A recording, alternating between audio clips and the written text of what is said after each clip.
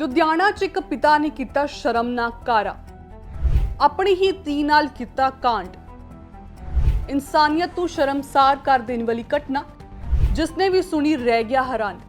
ਸਤਿ ਸ਼੍ਰੀ ਅਕਾਲ, ਤੁਸੀਂ ਵੇਖ ਰਹੇ ਹੋ ਪੰਜਾਬ ਤੱਕ ਤੇ ਮੇਰਾ ਨਾਮ ਹੈ ਇਸ਼ਿਤਾ ਰਾਠੌਰ। ਲੁਧਿਆਣਾ ਤੋਂ ਇੱਕ ਬੜੀ ਹੀ ਸ਼ਰਮਨਾਕ ਕਰ ਦੇਣ ਵਾਲੀ ਘਟਨਾ ਸਾਹਮਣੇ ਆਈ ਹੈ, ਜਿੱਥੇ ਪਿਤਾ ਨੇ ਆਪਣੀ ਹੀ 13 ਸਾਲ ਦੀ ਨਾਬਾਲਿਗ ਧੀ ਦੇ ਨਾਲ ਬਲਾਤਕਾਰ ਕੀਤਾ।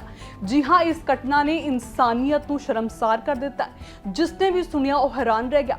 ਪਿਤਾ ਨੇ ਆਪਣੀ 13 ਸਾਲ ਦੀ ਨਾਬਾਲਿਗ ਧੀ ਦੇ ਨਾਲ ਬਲਾਤਕਾਰ ਕੀਤਾ ਤੇ ਉਸ ਤੋਂ ਬਾਅਦ ਉਸ ਨੂੰ ਡਰਾਇਆ, ਧਮਕਾਇਆ, ਛੱਡ ਦਿੱਤਾ। ਦੈਨਿਕ ਭਾਸਕਰ 'ਚ ਛਪੀ ਰਿਪੋਰਟ ਮੁਤਾਬਕ ਇਹ ਖੁਲਾਸਾ ਯਾਨੀ ਕਿ ਇਹ ਉਦੋਂ ਸਾਹਮਣੇ ਆਇਆ ਜਦੋਂ ਕਿ ਇਹ ਪਤਾ ਲੱਗਾ ਕਿ ਉਹ 13 ਸਾਲ ਦੀ ਨਾਬਾਲਿਗ ਪ੍ਰੈਗਨੈਂਟ ਹੈ।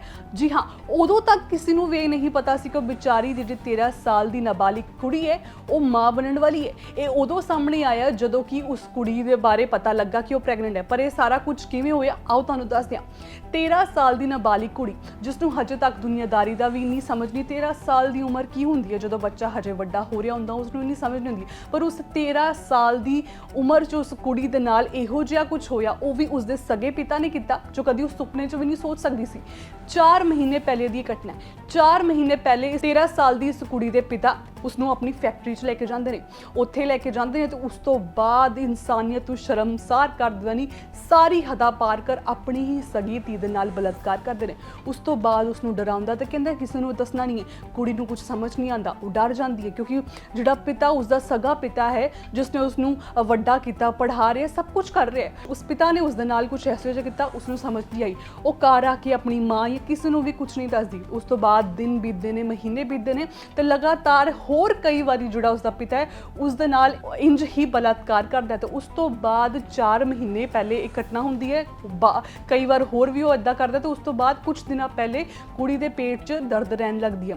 ਉਹ ਆਪਣੀ ਮਾਂ ਨੂੰ ਦੱਸਦੀ ਹੈ ਤੇ ਉਸ ਤੋਂ ਬਾਅਦ ਜਦੋਂ ਦਰਦ ਹੈ ਉਹ ਨਹੀਂ ਜਾਂਦੀ, ਵੱਧਦੀ ਜਾਂਦੀ ਹੈ ਤੇ ਕੁੜੀ ਨੂੰ ਹਸਪਤਾਲ ਲੈ ਕੇ ਜਾਇਆ ਜਾਂਦਾ ਹੈ ਚੈੱਕਅਪ ਲਈ। ਉੱਥੇ ਜਾ ਕੇ ਕੁਝ ਇਹੋ ਜਿਹਾ ਸਾਹਮਣੇ ਆਇਆ ਜਿਸ ਨੇ ਸਭ ਨੂੰ ਹੈਰਾਨ ਕਰ ਦਿੱਤਾ।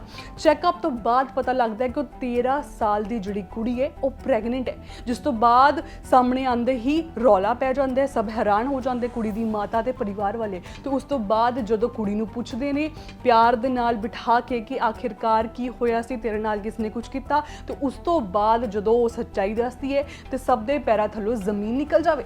ਉਸਨੇ ਦੱਸਿਆ ਕਿ ਉਸਦੇ ਹੀ ਪਿਤਾ ਨੇ ਉਸਦੇ ਨਾਲ ਬਲਾਤਕਾਰ ਕੀਤਾ, ਉਸਦੇ ਨਾਲ ਸ਼ਾਰੀਰਿਕ ਸੰਬੰਧ ਬਣਾਏ, ਉਸਨੂੰ ਬਹਿਲਾ ਫੁਸਲਾ ਕੇ ਫੈਕਟਰੀ ਲੈ ਕੇ ਗਈ ਸੀ 4 ਮਹੀਨੇ ਪਹਿਲੇ ਉਸਦੇ ਪਿਤਾ। ਤੇ ਉਸ ਤੋਂ ਬਾਅਦ ਉੱਥੇ ਜਾ ਕੇ ਉਸਦੇ ਪਿਤਾ ਨੇ ਉਸਦੇ ਨਾਲ ਬਲਾਤਕਾਰ ਕੀਤਾ ਤੇ ਸਾਫ਼ ਤੌਰ ਤੇ ਕਿਹਾ ਕਿ ਕਿਸੇ ਨੂੰ ਵੀ ਇਸ ਦੇ ਬਾਰੇ ਦੱਸਣਾ ਨਹੀਂ ਹੈ।